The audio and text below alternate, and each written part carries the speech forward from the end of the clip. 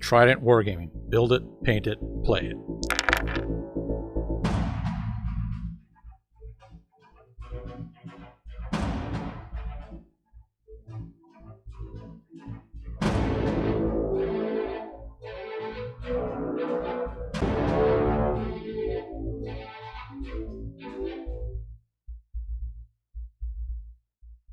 Hey everyone, welcome back to another Trident Wargaming episode. That's right, bolt action again. Jason's with me here one more time, as always. Howdy. Doing pretty good? Doing good. I'm keeping on. Nice.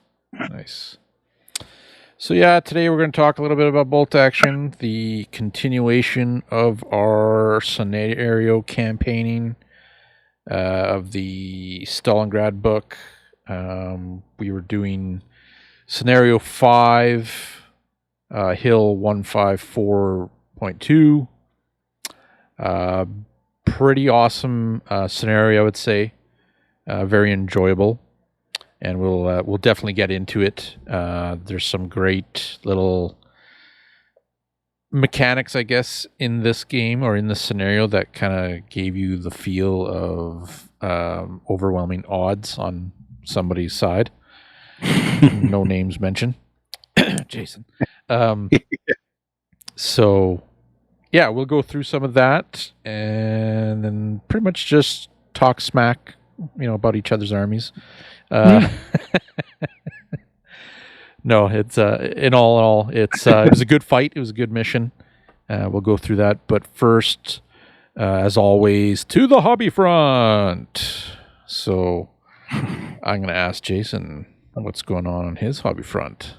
Uh-oh. I've been whacked, Jack. Oh, no. So, what have you been working on? What have you been doing? Anything? No, you know what? I'm going to count this as working on the hobby front. Okay. I've been organizing my hobby area and changing how I'm storing some of my models and armies. So I cleaned up the table. So I think that counts as hobby stuff, not necessarily models, but storing them and all the boring minutia of the hobby. Well, I've been doing that. I mean, it's good to have an organized area to work in and to play in as well, and to find out that you have way too much stuff. But I'm no better. I still was, I'm still going through reorganizing my basement pretty much and workstations with all my stuff. And as everybody knows, I have way too much of it. I'm not getting rid of it, so no sales. Yeah. So it's kind of like I get the importance of it. It helps because a lot of times you can sometimes get overwhelmed with just how much you might actually have on your workbench, where if you have it organized and cleaned up and you have one project that's on your work desk and that's what you concentrate till start to finish, it helps, right, to get stuff accomplished. But like myself, I come downstairs and it's just a war zone. Essentially, the miniatures are actually crawling out of their own boxes, fighting each other from system to system. So yeah, and it is how it is, right? Like I'm a miniature fanatic, so just lots of stuff on the go all the time. New boxes coming in, other boxes going out, minis coming in. This is the part of the hobby that is ignored a lot too. Is the collecting? Yes, it's very collecting and hoarding is a big thing that's common to many gamers. Oh, for sure it is. I know a lot of guys that are the same way. I don't know if it's just that plastic crack addiction that everybody keeps talking about, or we just love it so much that we get so much, and also the sheer amount of options that you actually have out there. Oh yeah. Sometimes you go into a store, just go and grab a paint, and all of a sudden you come back with 2 boxes of miniatures. Yeah. Yeah, right? That's how it goes. Yeah. I feel it's like a compulsion sometimes because maybe some of us have over 20 Shermans. Is that too many? Probably. Will you ever use them? No. Is it cool? Yes. Yeah. I mean, you'll use them. I mean, we'll have a big old tank battle at some point, but I think I have like 12 halfway painted and 4 fully painted. Yeah, it's like that. Like, just with all the different armies and games that I have too. I mean, I went and bought that Napoleonic British Army for that full division, and it's like 350 infantry. Oh, great! What have I done? Right? Yeah. Yeah, and that's a bad thing because you get, I feel like there's a certain fatigue when you see all the boxes. It can be. You feel overwhelmed a little bit. That's why I was trying to clean up because I haven't been doing that much on the hobby front. Yeah. So I was trying to clean up, and then I ordered some paint stands to help organize some of my paints, because also I hate that it takes, like, I pull out this paint and that paint and this paint and 12 paints, and then I just kind of shove them to the side instead of putting them away, and then I got distracted and now I really need to get this random little project done, so 100%. I pull out 12 more paints, and then all of a sudden my and I already had not enough paint storage for the amount of paints I have. And so like, as we're talking about paint racks and miniatures on the table and stuff, if you're watching this on YouTube, you'll see behind me this collection of miniatures that are right here. Like, this is my workbench, and there's probably 4 different systems on there, just scattered, and some of it's piled on each other because I've been just working to assemble things, and then just kind of get pulled one way or another, or get something prepped for a picture, plus trying to complete some old projects, stuff like that, get new stuff. But it is good because, like, I have my paints up top kind of thing. And then I've actually gone to the dollar stores that we have here in the city and whatnot, and they have these little trays. Let me just pull one out here. Jason can see it. But anyways, they have these little trays, like so. Oh, yeah. And, like, I literally put my projects in there, whatever's I'm working on. Like, these are all Lord of the Ring guys that I just finished cleaning up and whatnot, right? Rebasing. And I just kind of have them organized and slid into this little slot, and when I get to them, I get them. But I also use those things for paints. So, like, my German DAC army, the Africa Corps there, all the paints that I've used are actually going into one of those containers, so that if I do jump to a different project in the middle of it, I can go back and be like, oh, okay, these were the colors that I was using, and I can go from there, right? So nice. Yeah.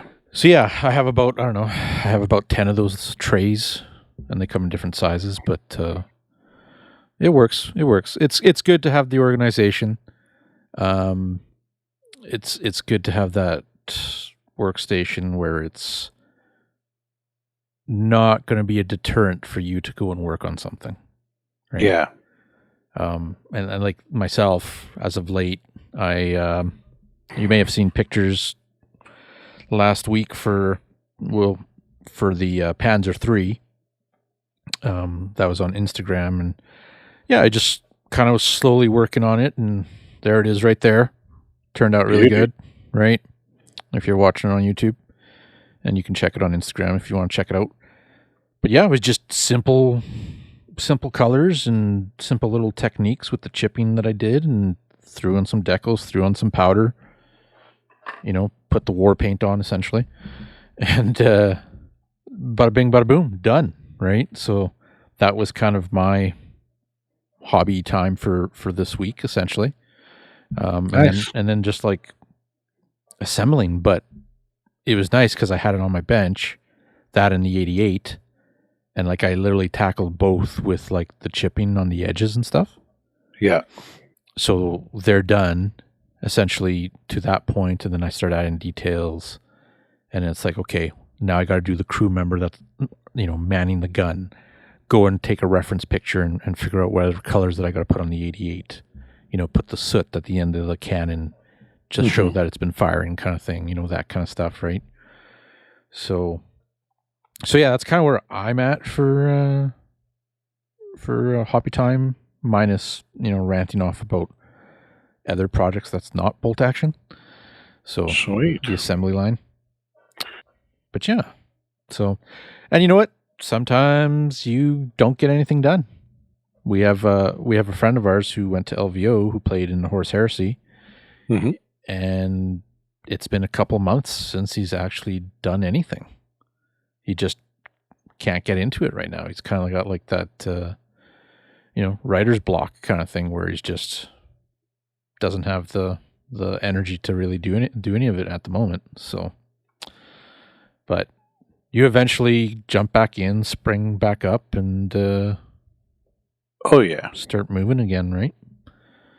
Me, it's a constant thing every week, but there are days where it's like, I'm gonna go play a video game. So, but yeah, hobby time. Hopefully your guys' hobby times have been really good. Please share with us what you're working on, and let us see some of that awesome work that you guys do. Also, if you haven't noticed yet, we have our Trident Discord has been growing. We got a lot more people in it. There's also a whole bunch of chat rooms that you can jump into and take advantage of. If you want to hang out, hobby time, post on there. I'm sure there'll be people who will jump on, even ourselves. And I think we're planning on hosting some of those hobby nights as well. So cool. I'll put a link in the description and everything as well. So check that out. So on to the scenario. What did you like best about this scenario, Jason? That I won. No, I just too soon. Too soon. Zing! Shots fired. What is the score now? 4-1? I think it's 4-1, sir. I think so. Yeah. Yeah. I'm gonna have to change that, remedy that. I think so. It's a pretty cool scenario. But besides winning, what did you enjoy about it the most? Like, what did you? I really liked the feel, like, of running up that hill, like, because basically, to recap, anybody that doesn't know, the scenario is that there's 3 objectives on one side of the table that Andy, the Germans, start with, in control of, and they're worth victory points. And the Russians basically have to capture them. Yeah. And not to mention, I'm essentially entrenched. Yeah, and in positions, right? You start as dug in. Any unit you want can be dug in,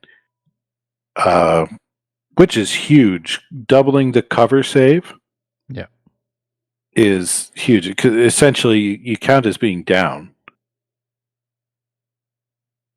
Yeah. So it's quite difficult to dislodge those guys. So I really had to run across the table. So my favorite thing was the feeling of, and also I had double points. That's how they evened it out. Is you started with all the defensive advantages of not really, and it worked that way too. You didn't take barely any casualties. Yeah. Until the middle of the game even. But yeah, so slogging across the board with my, I will say, humongous army. It was quite large. 2,000 points of Soviet forces on the board, which are mainly infantry, because obviously the game is built that way, and also the theater selectors, as you can see. There was a lot of bodies on your side on the board, and I felt like I didn't have enough guns.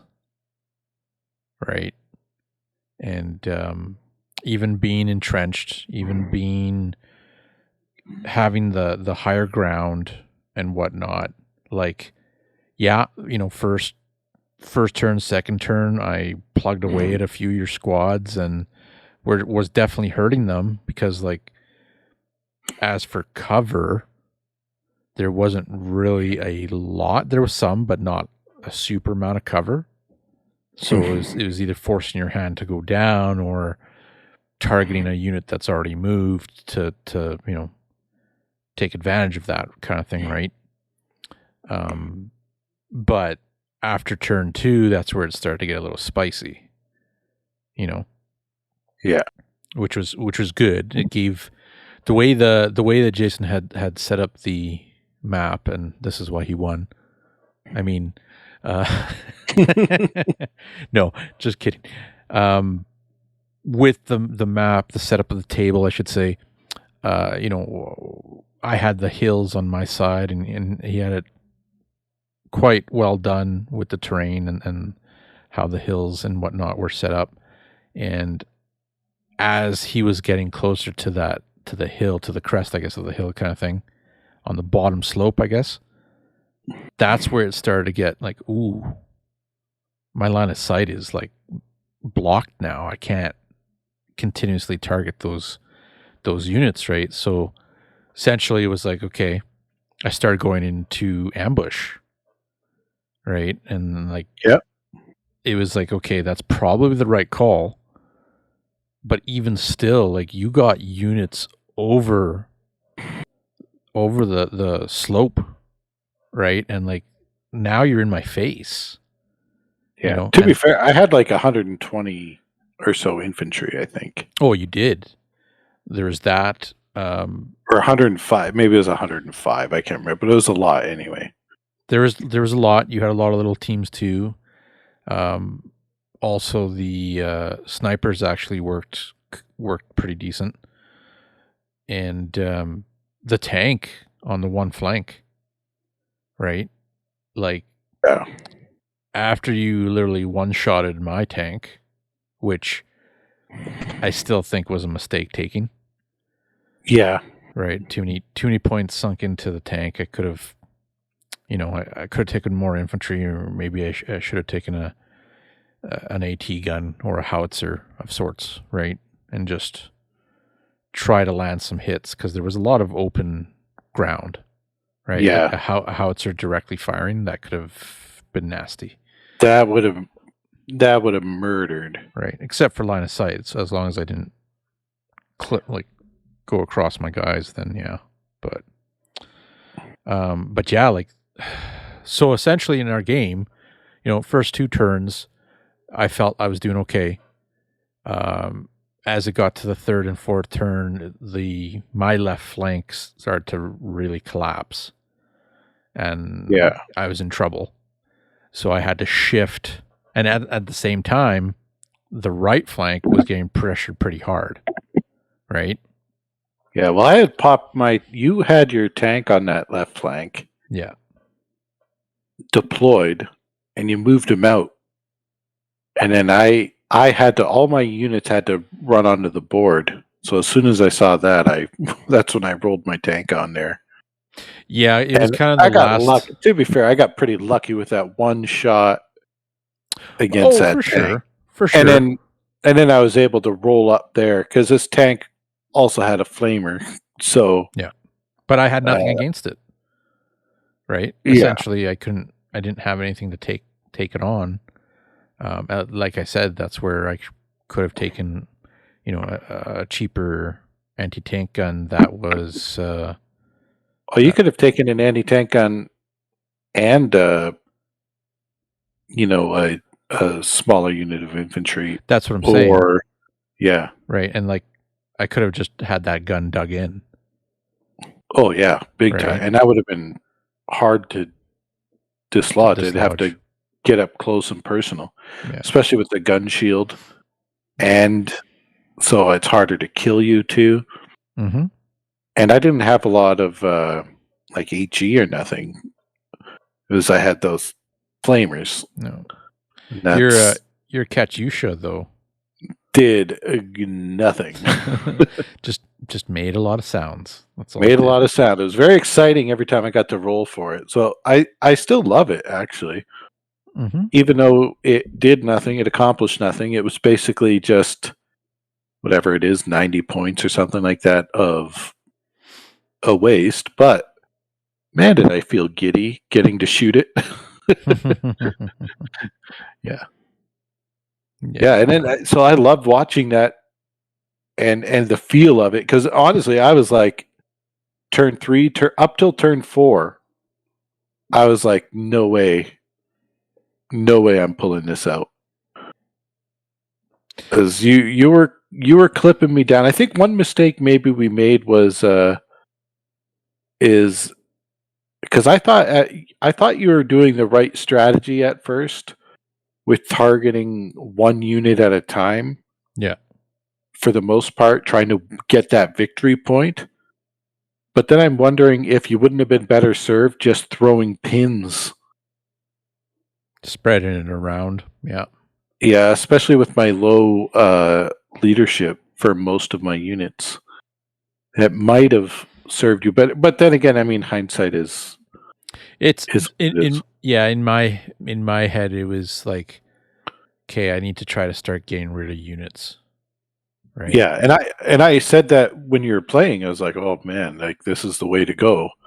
And I really believed that. But thinking now, I'm wondering if you're able to force me, because I was really only taking, 1 or 2 tests, because you're really focusing. Yeah. Fire. And so I was taking 1 or 2 tests a turn. And maybe if I was taking, 6 tests. Yeah. It's again, I needed more boots on the ground. Losing the tank would have at least got me another squad for sure, with still machine gun fire. But like that tank, if it was around, more than likely I'd be using the machine guns on it compared to the actual cannon, right? Mm-hmm. Like if it was reversed, then it would have been different. Like if you lost your tank to that to my tank, then I'd be able to put a little bit of pressure on you on the one side, kind of thing, right? So it literally could have happened to each other, vice versa. Which, I mean, happened to me obviously, but it kind of would have been kind of a same result against each other on that flank. Yeah, and then stalled, right? But no, you definitely brought the right army for it. Like, again, there was a lot, and you just kept pushing forward. Like, you just kept going. The commissar at the back was yelling through his megaphone with the MMG guy sitting on the side ready to gun anybody who retreated, right? Oh yeah, that kind of thing. But yeah, you played it right, and then you had the teams, whatever teams you had, kind of supporting at the back. Worked pretty decently as well, minus the Katyusha, of course. But that's always, multiple launchers are always risks. Yeah, so, and I did like the list, as I did have a lot of inexperienced infantry, which is really in theme. But then I had probably close to half of my points in veterans too. Yeah. So I had a pretty solid backup. I had the fodder, and I had a pretty solid backup, including some assault engineers with the body armor, which I never tried before. And at the beginning of the game, I was thinking, what a waste of points these guys are. They're barely even moving, which of course made them not a very big target. And even if they were, they do have the extra protection, but man, they just kind of slogged up, and turn 4, they were untouched. I don't even think they were shot at because they weren't up in anybody's face, and instead they came from behind a couple of other units, and they popped off. And here's the other thing too: I had some pretty good luck with flamers. I mean, normally I'm pretty notorious for poor luck with those kind of things, but man, I had a flamer in each of these units. I had 2 of them, and they both popped off to pretty good effect. They did. No, felt the wrath of that. But then that was part of my strategy too, was knowing that you were allowed to be dug in, and that you would take advantage of the cover and whatnot. 100%. That I would have to advance, and I barely shot for the first. Besides the Katushka and snipers and my tank, that was it. I was just moving guys. I wasn't even rolling dice for the most part. Yeah, no doubt. It was intense game, fun. It was definitely a fun game. Well, what was your favorite point on that game? The moment that your unit started coming over the ridge, like the slope, and just being able to like light those units up with the ambushes. Oh yeah, that hurt. And like being able to maneuver my German units kind of in closer contact with each other in order to like take advantage of you men snap to action, and the ambushes, and like just the tactical awareness of both sides of what we needed to do in order to deal with each other, right? Because there was one turn where we were like going back and forth, where it was essentially like, okay, this unit is going to trigger that unit's going to go into ambush. I need this unit to activate to trigger so that I can get this veteran unit in to assault, but I have another unit that's at the back that's, ambushed. Throw some pins on that unit so that if you do activate the charge, maybe you fail. There was just that tactical decision making between both of us in that on the right side of the board when things started getting really close and spicy, right? Yeah. And it was super awesome to see it happen in game, and to see that effect, and to even like imagine, the sheer amount of courage that it would take, or insanity to take, to rush that ridge, yelling, "Huzzah!" Coming over the ridge and charging a fixed defense line that's like ready to open fire, grenades being chucked, all that kind of thing. But to see it on the tabletop and just, we noticed each other just definitely thinking about the actions. Oh yeah. And I'd have to say that was like favorite part of the game for sure, right there. Nice. Yeah, it was really cinematic for sure. Yeah, it was. And that's some of the best things about these scenarios in the games is, on a weekly basis we go and play, drop in nights and we go play games. A lot of times you don't get that kind of feel or that kind of experience until you actually play like some of these scenarios, right? And you set it up, and that's the great thing about historicals and like bolt action is you set these scenarios up and things like this happen, and you actually see it. You actually get to picture it, right? Well, that gives you context for the game, right? 100%. So you get a lot stories, more, right? A lot more buy-in with it. Yeah. So, yeah, and every time we talk about it, I'm always like, oh, I love it. I really do. These scenarios. I mean, to me, it's like, as much as I really do like, pickup games and stuff too. Yep. But it's like Little League, and then you get to go play like you got invited to play in a NHL alumni game or something. Yeah. Like it's I'm not saying we're professionals, but it feels like a different league. Like it feels it's different. It feels better. I don't know why, but it does. It's just instead of and I'm not belittling pickup games at all, but you don't have time to put in, it's just you make a generic list because you're trying to play a generic game and you're to have fun with everybody. Yeah. I do like, and I totally understand what you're saying. As much fun as pickup games are, the Wednesday nights that we drop in, everybody's hanging out, hooting and hollering, and the turn foghorn goes off every once in a while when Jason's around. Oh yeah. Exactly. As it's a lot of fun. It's cool to hang out with everybody, chit chat with everybody. But essentially, when you make plans to do these scenarios, and sometimes you're creating the terrain or you're creating the board, and you have all that stuff that you can use that you don't get to use as often, and then actually play it out, like it's a whole other experience, and it's super fun, it's super thematic.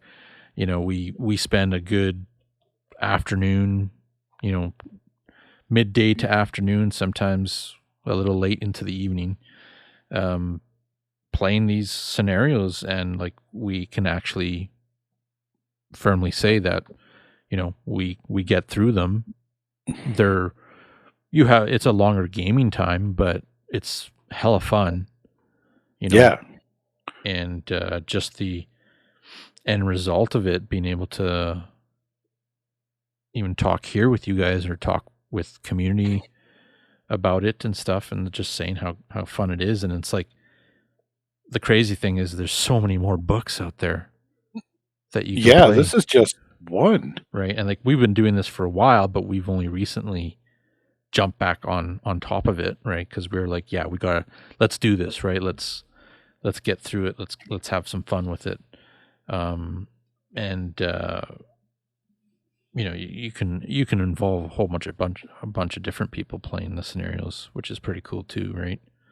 Totally. And really where it started was, hey, we both have Russian and German armies. We can make this. I happen to be working on terrain that's appropriate for this book. We could just do it.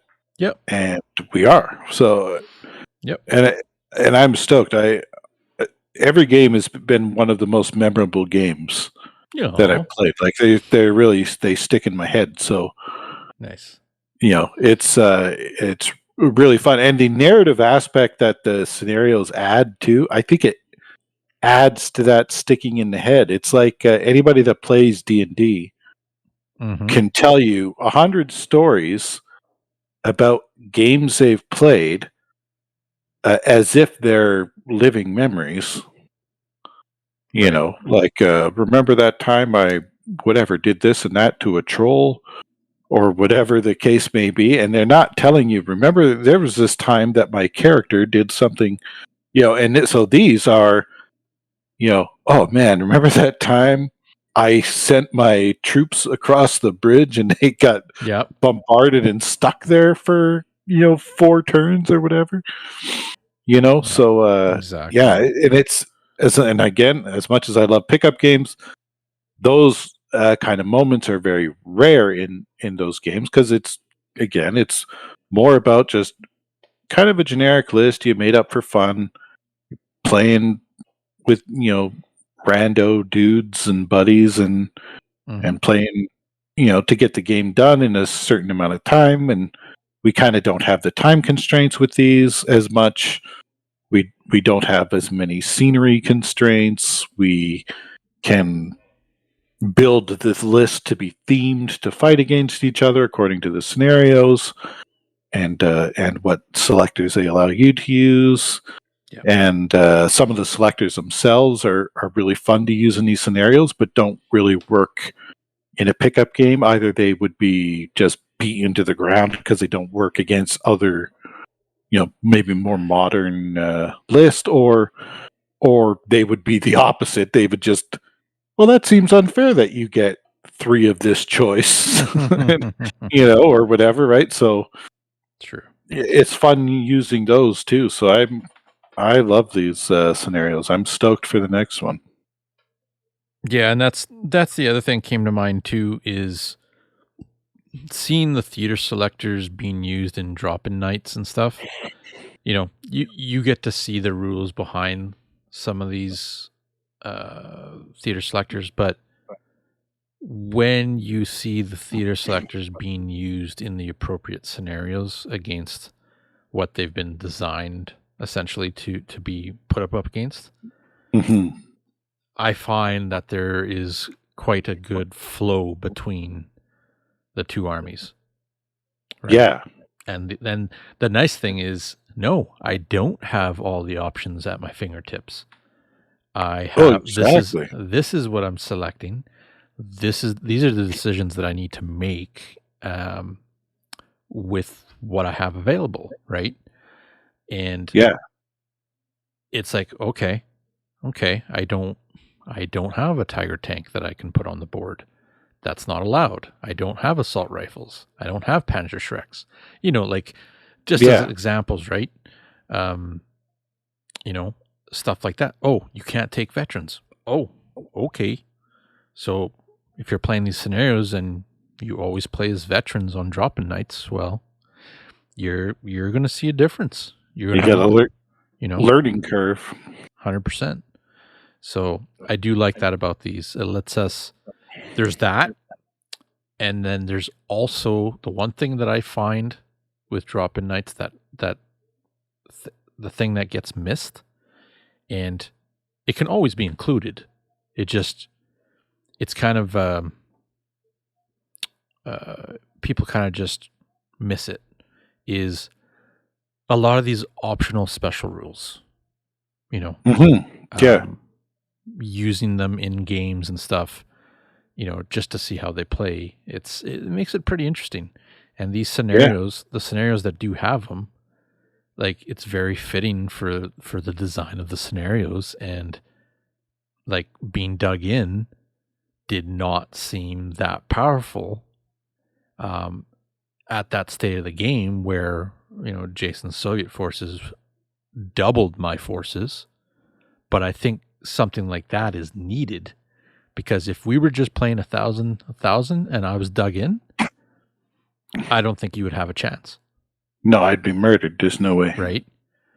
So seeing these rules in action where the scenarios are it's based on the scenarios and the theme and the actual idea around the mission, it's a pretty cool experience, and can't wait to try some of these other ones as we go through.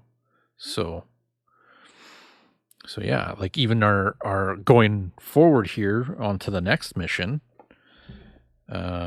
essentially it's scenario 6, the rail station number 1.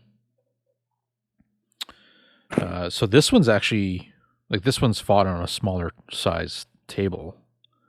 Yeah. Right. And it's a 4x4, I believe. So there's night fighting in this one. Yeah, the first 2 turns are fought at night. Yeah. So that'll be interesting. It will really restrict longer range weapons. Mm-hmm. Tanks won't be knocked out on the first turn in this game. If there are tanks, I didn't even it's first 2 turns. Yeah, it's the first 2 turns, yeah. Yeah. So, and then like for forces, the German forces get to use the Rattenkrieg theater selector. And then you get to use the not a step back. Yeah. So,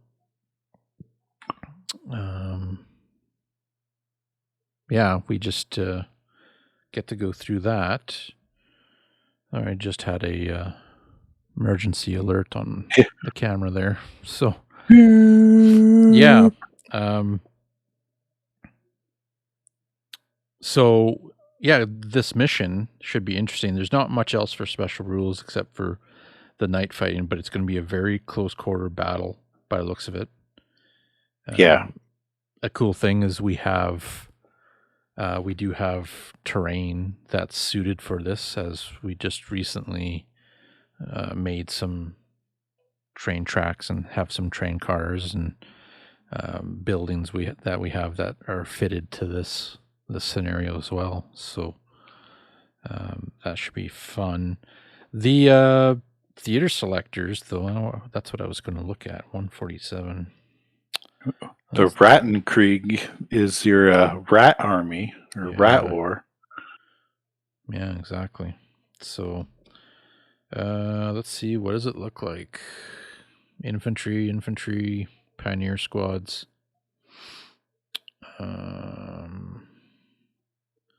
The usual, mortars, flamethrower snipers, anti-tank teams, a couple of artillery, armored cars, up to Panzer IVs. Okay, so special rules. So this one, you have an assault gun support. So infantry forces tasked with capturing Stalingrad were backed up with several battalions of Stug G assault guns.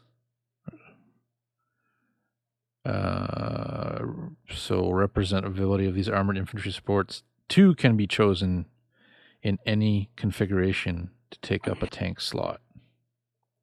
Oh, 2 Stug Gs? Probably not in 1,000 points. Yeah, no, not, sorry, just Stug. So you can use B, C, D, E, or F. So, yeah. But, yeah, as for point-wise for the game, essentially, looks like we just kind of agree on the same amount of points, equal points for each other. Yeah. And then yourself, you get not a step back. 137, what's that? What do we got for that? We've played it before. I can upgrade some of the units to be fanatics at 3 points a model, or any unit. No transports. Off-map battery. That's the one where you get the second artillery strike with the artillery observer.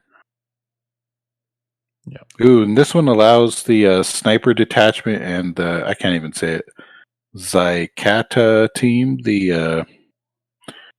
That's that fancy sniper squad. Which I've really discovered that having more than one sniper rifle makes my snipers twice as effective. True enough. Some anti-tank teams, which are pretty handy. I really haven't used the Tank Hunter anti-tank teams with their, in regular pickup games, but I think in Stalingrad, heavy, dense terrain might be a handy choice. You might be able to maneuver them enough to get around to where you need them. Yeah. So, sticky bomb, butt. Should be interesting. There's 6 turns. Soviet player does not deploy any units prior to the start of the game. Outflanking is not allowed in this scenario. And then like Germans, pretty much I set up 1/4 of my units rounding down. In the rail station. Yeah, in the rail station. So essentially, what do we have here? 3 points for whoever controls the rail station. And then 1 point for enemy destroyed. Yeah, that's about it for victory points. So it's going to be a meat grinder. Definitely. Oh, yeah. So that's good. Probably be a quick and feisty fight, considering it's only 4x4 gaming surface for this one. So yeah, I think once we get up close and personal, I mean, here's the thing too: all the dense terrain in a city fight really forces assaults a lot more than they're ever used in pickup games because they're risky propositions. Yeah, it does. Oh, it should be a good game. Definitely gonna spend, I think, a little bit more time on the army list. So we'll see how that goes. But excited to do this one. We'll obviously plan it out and try to get some pictures and whatnot of it to share with you guys as well. Excellent. So, yeah. Scenario 6, rail station. If you guys have played this one or experienced it, let us know as well. We'd love to hear your stories. We'll have our own to tell you in a little bit, but it's going to be fun. So yeah, this might be the one that Andy turns it around on me. I hope so, but never know.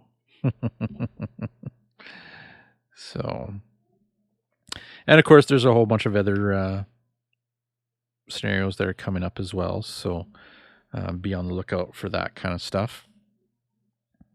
And also for just a little segment here as we close the episode as well. So for future Trident Wargaming bolt action events, right now, currently, there are plans for a October event that I will be hosting. So what the idea behind it is I'm going to try to be doing a push on an actual D-Day event. It'll be kind of a larger scale, multi-team with multiplayers on each team, trying to recreate some of the invasion and whatnot. As I've mentioned it before, now it's kind of to take action on it, get everything kind of prepped and ready. I have a few months to do it, and I think it's going to be really fun. I know Jason's going to be helping me out here with it, and also Chris, who's been on the podcast as well. So be prepared for that. I'll definitely be looking for, ally and Axis players, and just getting terrain ready. So you'll probably see a lot of pictures of stuff that's getting built, which I'll be working on after this weekend, essentially, coming up. Sweet. So we already have some terrain for it that I was already in the process of making. So, a lot of bunkers and whatnot and craters and that kind of stuff. 3D printers are beautiful for that. So homemade stuff as well. But yeah, it should be good. The idea is essentially to, have this battle with ongoing reserves coming on the board for the Allies side, and the Germans are trying to, of course, hold out and defend the assault. And it'd be nice to see just how it kind of plays out. I know we're going to be doing some testing. So we got a little bit of a think tank starting to go about it, and we'll probably do some trial runs. And the beautiful thing is, and I've mentioned this to Jason before too, is the last mission we did with the hills, kind of felt like a little bit of a precursor to designing something like this, or there's a good chance it's already in the books, right? So little bit D-Day. Yeah. So be nice to do. I believe I'll probably have anywhere from 8 to 10 players for it. So it'll be good. It'll be a one-day event. And of course we'll have some chow there, and there's of course the bar and everything too at the place that we usually do it. So keep a lookout for that.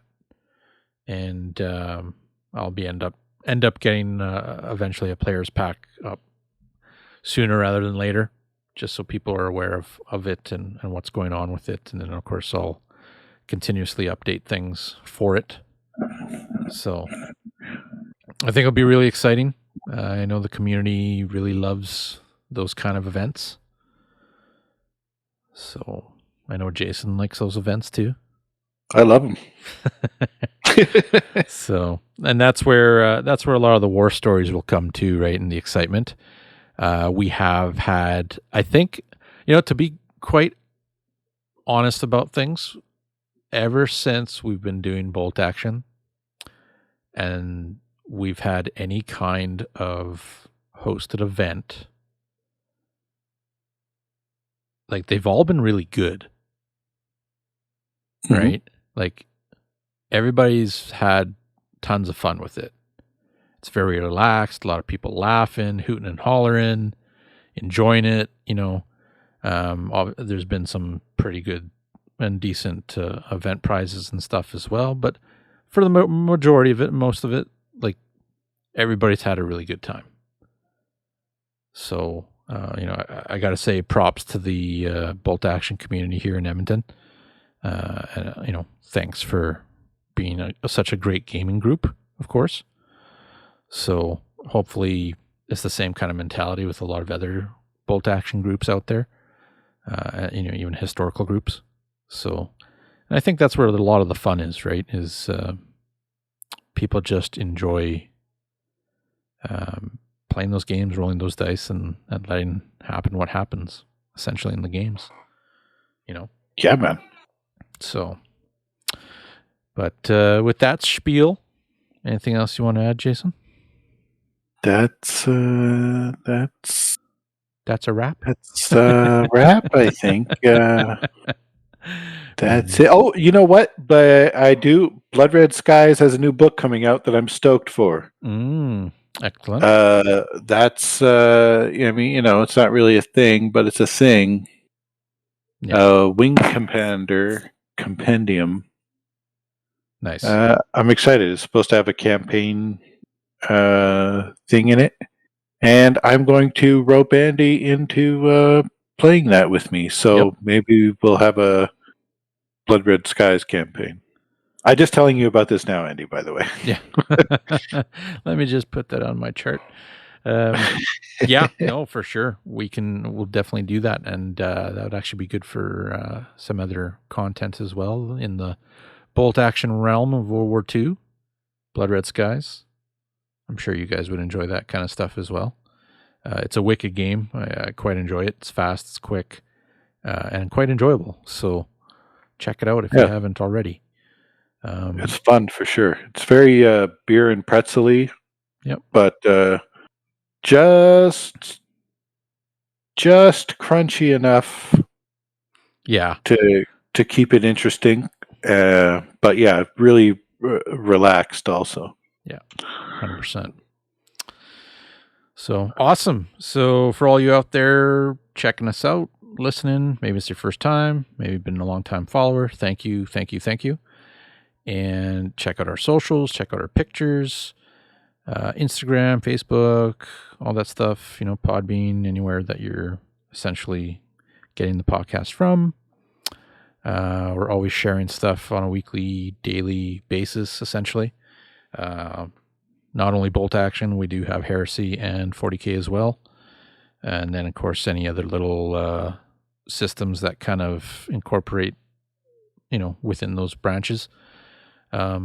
And you'll see a lot more stuff happening with us. You'll probably see a lot more like posting for events also happening.